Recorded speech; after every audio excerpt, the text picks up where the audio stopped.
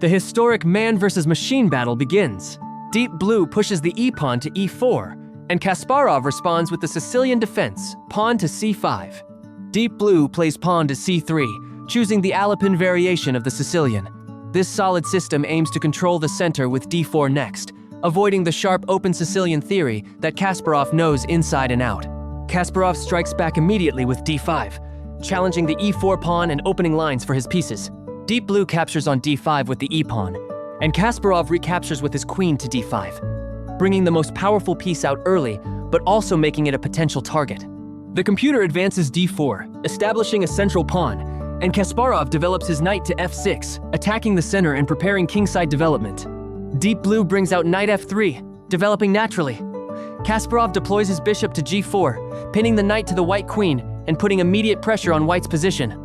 Bishop e2 breaks the pin, and Kasparov plays e6, solidifying his central pawn structure and preparing to develop his remaining pieces. Deep Blue plays h3, asking the bishop to declare its intentions. The bishop retreats to h5, maintaining the pin on the knight while staying active on the board. Deep Blue castles kingside, getting its king to safety. Kasparov develops knight c6, adding another piece to the fight and preparing to castle himself.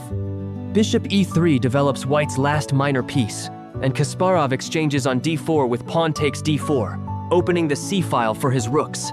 Deep Blue recaptures with pawn takes d4, keeping a central pawn. Kasparov brings his bishop to b4, targeting the white knight and adding pressure to the position. Pawn to a3 forces the bishop to move. The bishop slides to a5, maintaining its place on the board while avoiding the exchange. Knight c3 develops another piece toward the center. Kasparov's queen retreats to d6, staying centralized while keeping options open for both attack and defense. Knight b5 attacks the queen and prepares to jump to d6 later, a key outpost square. This aggressive placement forces Kasparov to make a decision. The world champion moves his queen to e7, keeping it safe while maintaining connection to his pieces. Deep Blue could have played d5 instead to gain space, but the knight maneuver creates more immediate tactical threats.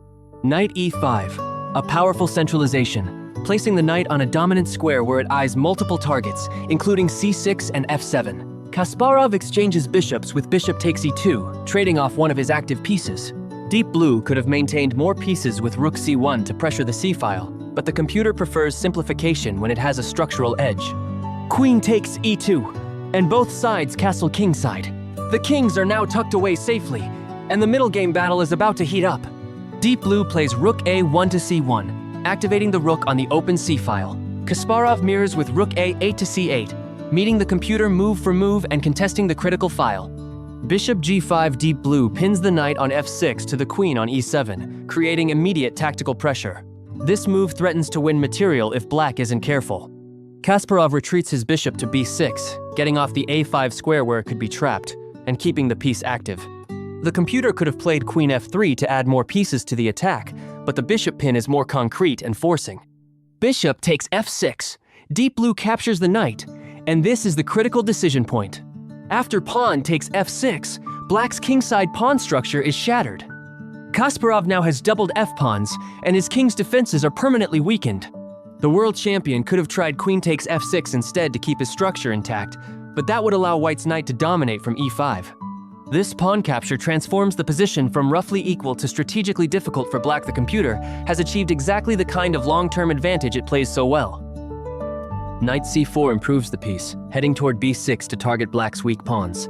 Kasparov plays rook f8 to d8, doubling on the d-file and preparing to challenge white's central control. Knight takes b6, the computer eliminates the bishop and damages black's queenside structure. Kasparov recaptures with pawn takes b6, accepting doubled pawns on the queenside now as well. Rook f1 to d1 adds pressure on the d-file. Kasparov pushes f5, trying to create counterplay with his pawns and activate his pieces before white's advantage becomes overwhelming. Queen e3 centralizes the queen with an eye on both wings. Kasparov brings his queen to f6, defending and keeping the position together while preparing potential counterplay. d5 Deep Blue advances the passed pawn, and this is the breakthrough. The pawn on d5 splits black's position and forces Kasparov to deal with it immediately. The world champion captures with rook takes d5, trying to eliminate the dangerous pawn. Deep Blue could have played queen e5 to trade queens and simplify, but the computer correctly assesses that keeping pieces on the board with the d5 pawn push gives better winning chances. Rook takes d5 captures the rook. Kasparov recaptures with pawn takes d5, but now his pawn structure is even more compromised with isolated pawns scattered across the board. Pawn b3 prepares to push the queenside pawns and create more threats. Kasparov moves his king to h8, getting off the g-file and giving the king some breathing room. Queen takes b6, deep blue gobbles up the weak b6 pawn, and white's advantage is now decisive. The computer's queen is perfectly placed to attack black's remaining weaknesses. Kasparov swings his rook to g8, trying to generate some activity on the king side. Rfd1 was possible to keep the rook on the d-file, but taking the pawn and activating the queen immediately is more forcing and gives black no time to organize a defense. Queen c5 centralizes with devastating effect, attacking multiple pawns. Kasparov pushes d4, trying to create threats with his advanced pawn and keep some hope alive. Knight d6 jumps into a dominating outpost, controlling key squares and supporting the attack. Kasparov advances f4, pushing his pawns forward in desperation to create complications.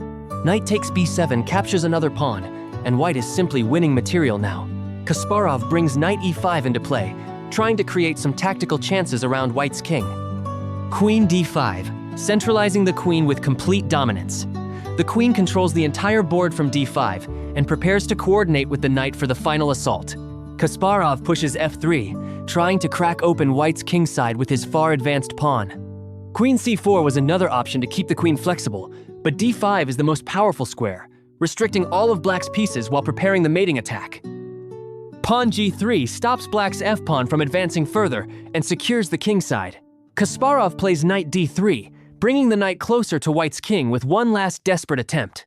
Rook c7. The rook swings to the 7th rank, and this is the decisive blow. The rook on the 7th rank is dominating, attacking f7 and supporting the knight's final maneuvers. Kasparov brings his rook to e8, trying to defend the back rank and prevent immediate mate. Queen takes d3 to eliminate the knight was possible, but Deep Blue correctly sees that the rook on the 7th rank, combined with the advanced knight, delivers checkmate faster than simplifying.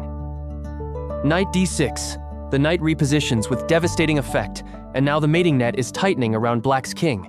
From d6, the knight controls crucial escape squares and prepares to deliver checks.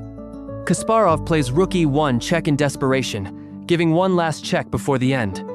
This forces the white king to h2, but it doesn't slow down the inevitable.